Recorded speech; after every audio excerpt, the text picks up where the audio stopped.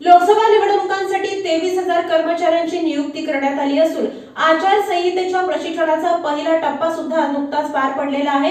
तब्बल 4,000 EVM machine सुद्धा तयार ठेवण्यात आल्या. लोकसभा निवडणुकीच्या दृष्टीनं प्रशासकीय स्तरावरील तयारी सुरू झाली आहे. आचारसंहितेनंतर निवडणुकीच्या तयारीसाठी साधारणतः 30 ते 35 दिवस लागतात.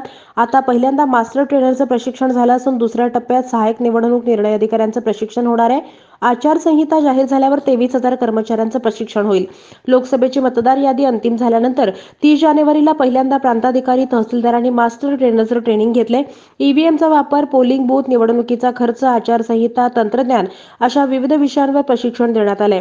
नायब तहसीलदार, मंडल अधिकारी, आयटीआयचे निर्देशक, ट्रेझरीचे अधिकारी आणि वित्त लेखामधील अधिकाऱ्यांचा यात समावेश आहे.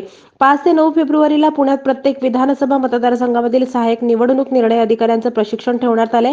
जिल्हा स्तरावरील अधिकाऱ्यांचं प्रशिक्षण 15 फेब्रुवारीपर्यंत पूर्ण केलं जाणार आहे. उपजिल्हा निवडणूक निर्णय अधिकाऱ्यांनी प्रत्येक लोकसभा मतदारसंघातील मतदान केंद्र अंतिम केली आहेत. आता संवेदनशील मतदान केंद्रांची यादी तयार केली जात आहे. सोलापूर जिल्ह्यात लोकसभेसाठी 3,599 मतदान केंद्र आहेत.